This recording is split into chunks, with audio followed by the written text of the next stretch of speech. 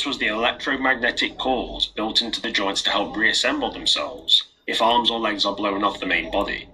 So even if a limb was severed or the legs were blown off to reduce its movement, if the limbs were not too destroyed, it could reattach and be back to effective combat ability. This was quite the surprise to me, and it's a shame it wasn't shown off in the movie, as it's a pretty damn cool feature. I think it would have made a great scene to see it kind of reanimating itself and getting back up to fight against, resistance fighters or John Connor. The T-600 was deployed to all areas of the globe during the future war, and it did various duties from guarding Skynet installations to wiping out resistance safe houses. This meant the T-600 was required to survive for long periods of time in the field, so it required its own energy source. This was most likely a small nuclear reactor or hydrogen fuel cells, but the exact length of time they would need to operate isn't officially known, and it would depend on what exactly the T-600 was doing, as the Terminator could enter idle mode, where its sensors were waiting to pick up signs of life, at which point it would activate and terminate the target. And obviously, if the T-600 was in a lot of active combat, it would burn through its power source more quickly. Due to the fact the T-600 was pretty slow, and its heavy weight and low mobility, it meant it would need to be deployed to the operation zone via a larger vehicle, such as a HK aerial, or some kind of armoured ground vehicle with space for the T-600. And it would be unlikely to have access to refuelling, so we can guess the power source will let it operate for a fairly high rate of activity for several months without any refuelling or recharging. It must be said the actual energy source itself would be at least able to last maybe decades with very little maintenance, making them very effective for Skynet's fire and forget kind of policy when it came to its military assets, giving it a lot of tactical flexibility without having to have much logistics infrastructure to keep the frontline units fighting. When it comes to sensors ranging from visual to audio, the T-600 is far more advanced than many people think at face value. It possesses advanced visual sensors capable of infrared for night vision capabilities and heat tracking, being able to pick up heat from live sources, and also recorded to attract humans from their recent imprints in the snow that left heat discrepancies.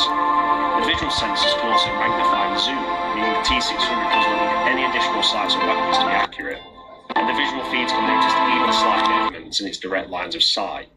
The T-600 is also said to have motion trackers, but to what extent I'm not sure, and the audio sensors are very impressive. The T-600 is able to hear even some of the smallest noises in fairly large ranges, being able to use it to track and find human prey.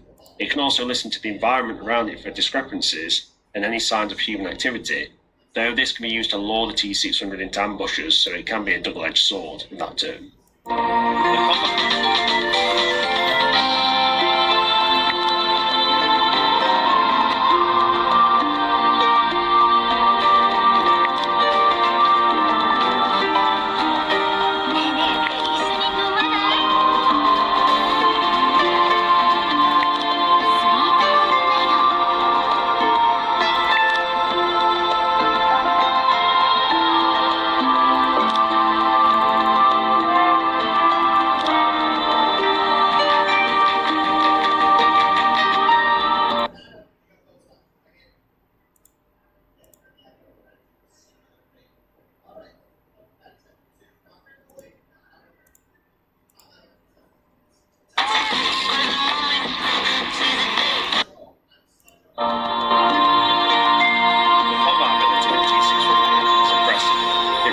Durability and its ability to unleash large amounts of firepower to overwhelm its enemies. The primary weapons used by the T-600 is the M134 minigun, capable of firing between 2,600 rounds a minute depending on the variation, and Skynet's own customization of the weapons. It fires 7.62mm rounds, which give it the ability to shred humans, even with body armor, as even the most advanced body armor will fail against so many hits from the 7.62 rounds. Also, it would be capable of destroying light vehicles and engaging helicopters and low-flying aircraft. Also, if engaged by a squad of resistance fighters, with one or more T-600s could unleash ungodly amounts of firepower to annihilate and suppress the human fighters. Also to note is that sometimes the M134s were loaded with depleted uranium 7.62 rounds to give increased armor-piercing capabilities, though this seems like a rarity. And the T-600 wasn't only limited to the M134 minigun. It was also seen in the film armed with the FN-2000 assault rifle and could use pretty much any human